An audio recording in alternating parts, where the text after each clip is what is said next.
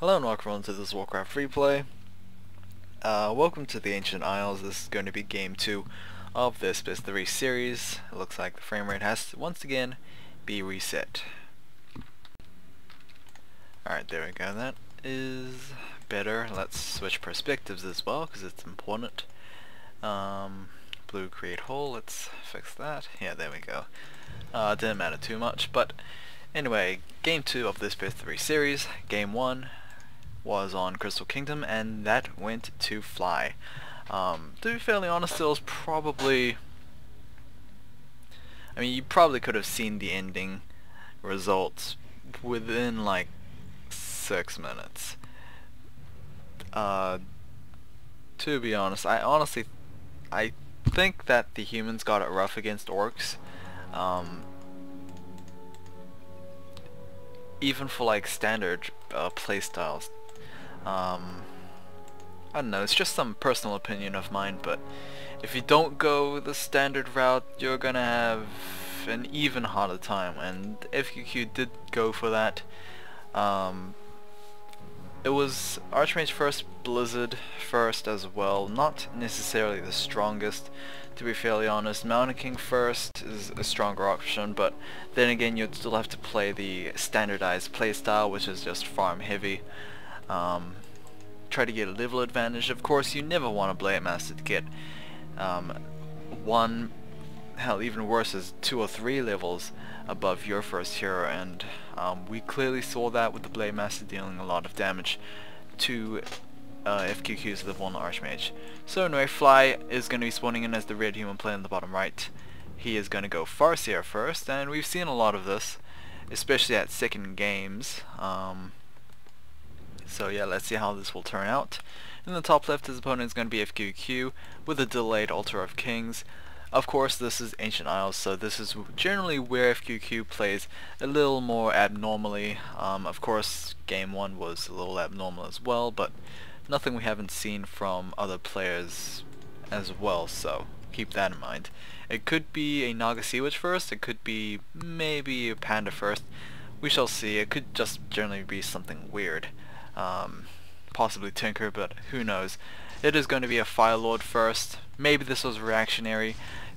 I'm not sure if that was a word. Maybe this was reaction based on just seeing the Farseer, so let's see how these events will turn out. It was rather interesting that FQQ waited to see, I think he waited to see what the first hero was going to be, so let's see how this will turn out. As always, if you go Fire Lord first, it generally means that it is going to be a lot of focus on early towers. So will FQQ be successful or not? Completely depends on how many towers he puts out, and I guess how quickly he uses that TP scroll, because tower rushes always seem to fail if you TP early, and FQQ has avoided that a little bit by keeping his Fire Lord at a safe distance.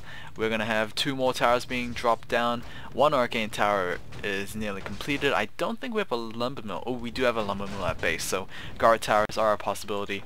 We even have these lava spawns splitting into 2, as they are getting a lot of good hits off on living units, so their stacks will be able to apply to take into effect.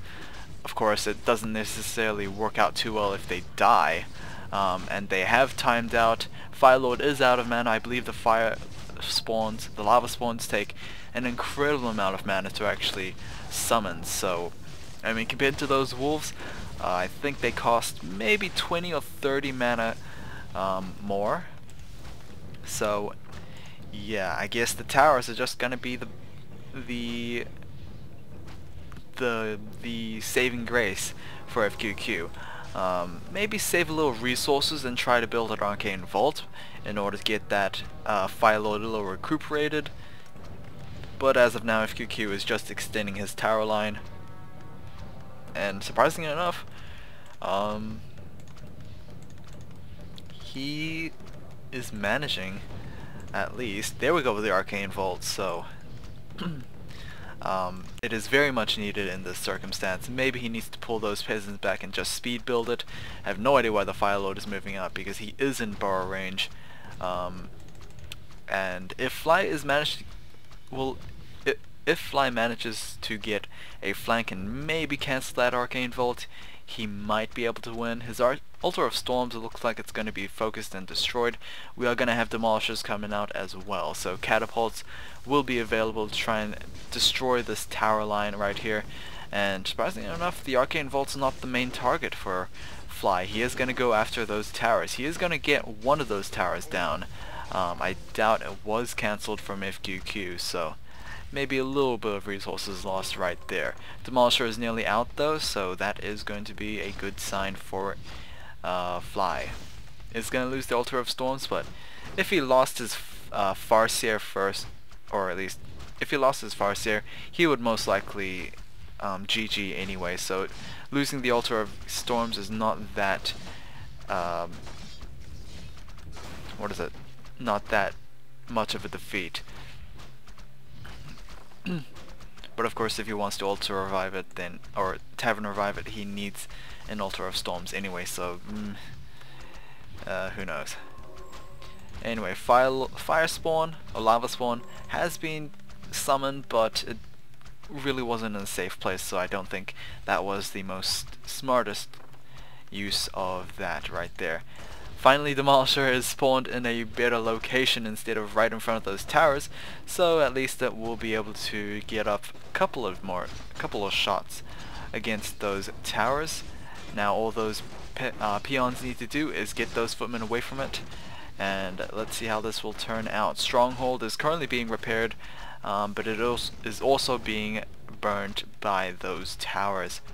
Another guard tower has been added, and another one is queued up as well. So how will Fly do this? He is going to have his second Demolisher available. I'm not sure if he can actually win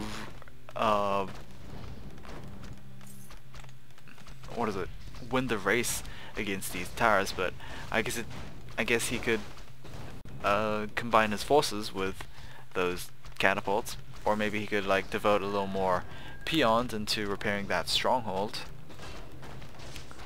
Who knows? But anyway, third Demolisher, maybe that might be the right number, and it might be able to destroy those guard towers.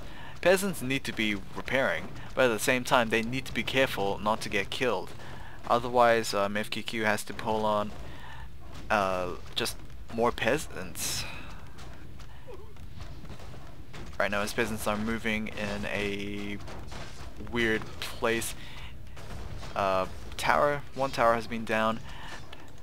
We do have the third Demolisher out, but it does not look like the third one will be able to live for much longer. Lava Spawn will not be able to get off his stacks if he continues to attack those catapults, unfortunately, so is going to start attacking those grunts and wolves. However, the wolves are focusing down that Lava Spawn. We also have a watchtower out for Fly, so the war mill was put into, I guess, use, as well as one peon stationed at a burrow just to provide some defense. The duo catapults are still making their work. Maybe needs to share their splash against those peasants. There we go. Maybe kill them both in one fell shot. It wasn't enough damage, so that was not as fell as I would have imagined. But anyway, the peons are throwing their spears right away against those footmen, and the catapults will be able to stay alive, and more importantly, they will be able to destroy this tower line. So immediately, FQQ is going to play something nasty. He is going to hire up a Golem Sapper.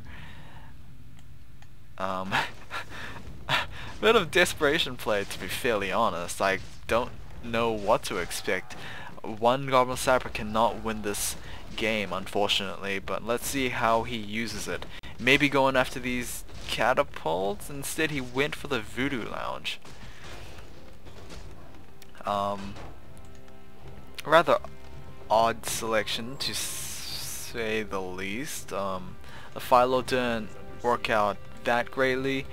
We've seen this a lot of times in the YSL, to be fairly honest. Towers really early on, but the towers is not that fast compared to the production of siege buildings. So I'm still wondering, why do people still do early towers? Because it's not that effective, or at least it's not. Yeah, I guess effective is probably the appropriate word here, because compared to StarCraft, I'm pretty sure I made this comparison as many times, it's way easier to get siege buildings within Warcraft than StarCraft. Like, I mean, let's think about it. StarCraft 2, by the way, I'm pretty sure it also applies to StarCraft 1 as well, but StarCraft 2, since most people are more familiar with the modernized version, I mean, in Warcraft, you need tier 1 for, like, what is it? Night Elf and Orc, and yeah, Night Elf and Orc. All you need is a Hunter Soul, an Ancient of War for a Night Elf, the Ballista. All you need is a Barracks and I believe a War Mill. Could be a War Mill, who knows, but the Philo, we did see him die. Sad to see. He did put off a Soul Burn, but it wasn't enough. What is it? I'm pretty sure it's a War Mill. Otherwise it's a Stronghold Barracks. Then, yeah, I guess that falls into tier 2. But anyway, Undead a human, little more elongated process. Undead needs a slaughterhouse, as well as tier 2. Humans need a workshop and tier 2, as well as a blacksmith. So yeah, that's that. But like, I mean, StarCraft is probably a longer process in my opinion, because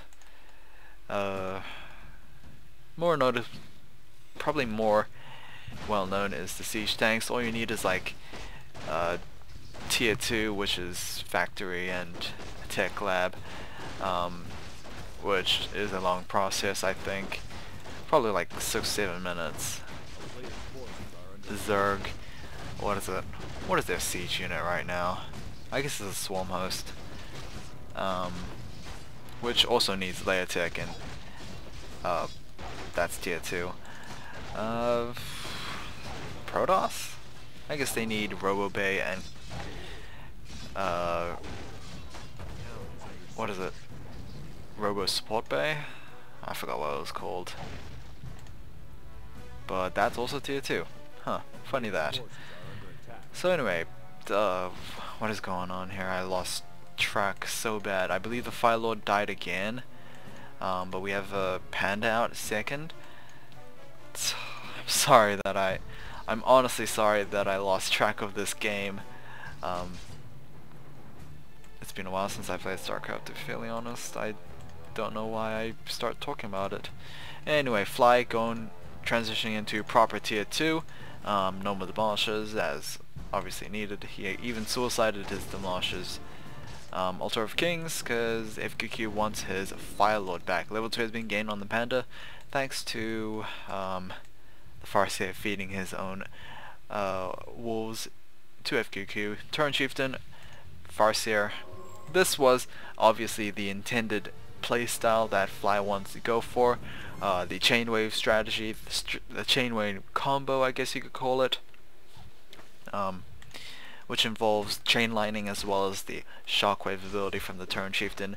A lot of AoE damage, a lot more AoE than the Undead's Nova Coil, but not as deadly, I don't think, because Nova Coil, both abilities are targeted abilities, and they would generally deal a lot more, I would imagine, compared to like Shockwave, Chain Lightning, since that's more AoE focused, and AoEs tend to be weaker than single target abilities. Alright, Red Creep Camp immediately after that Goblin Merchant, so Fly is confident in his units, I guess, resistances. level 5 has been gained, and a healing ward has been dropped immediately from the Troll Warlord. Not the best item, to be fairly honest, but I guess it is good when you are heavily farming creep camps, because those healing wards do not get targeted by mere creep camps compared to like opponents. Then they just go straight for the healing ward since it's just one hit, one kill. We have Shadow Wolves out for the Farseer, so he doesn't have level 3 Chain Lightning, he has level 3 Spirit Wolves. 50 out of 50 for Fly, 30 out of 30 for FQQ, so he is behind, as you would imagine, since he invested and failed at finishing this game off with his tower play. Shadow Wolves making it very difficult for FQQ to have a relaxing breather. There we go, Shadow Wolves killing off that footman. They still receive a lot of damage from those arcane towers, mainly because they are summon units. There we go with the shockwave. Will we see a chain lightning to furthermore the damage?